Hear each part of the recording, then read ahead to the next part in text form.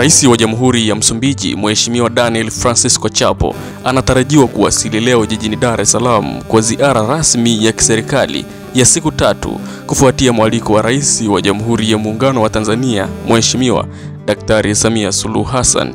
Hii itakuwa ziara yake ya kwanza ya kitaifa kwa Rais Chapo tangu alipoapishwa kuwa rais wa Msumbiji mnamo tarehe 15 Januari 2025.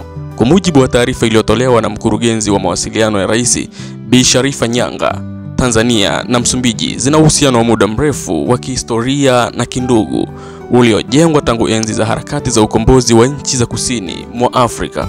Uhusiano huu ulianzishwa na viongozi waasisi wa mataifa haya, akiwemo baba wa taifa hayati Mwalimu Julius Kambarage Nyerere, rais wa kwanza wa Frelimo hayati Eduardo Mondlane na rais wa kwanza wa Msumbiji hayati Samora Machel.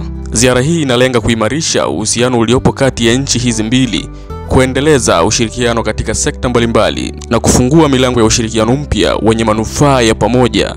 Rais Chapo anapokelewa rasmi na Rais Samia kesho tarehe 8 Mei.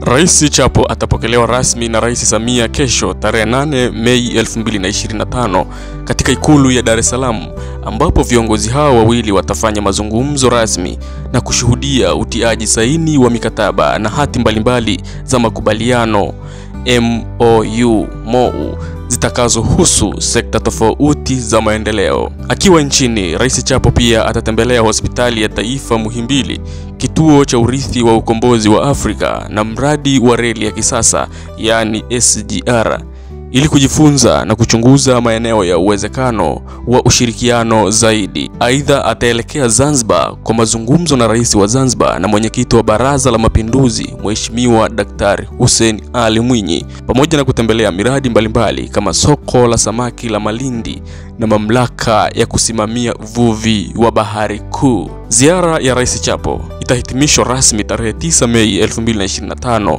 ambapo ataagwa na Rais Daktari Samia Suluhu Hassan katika ikulu ya Dar es Salaam.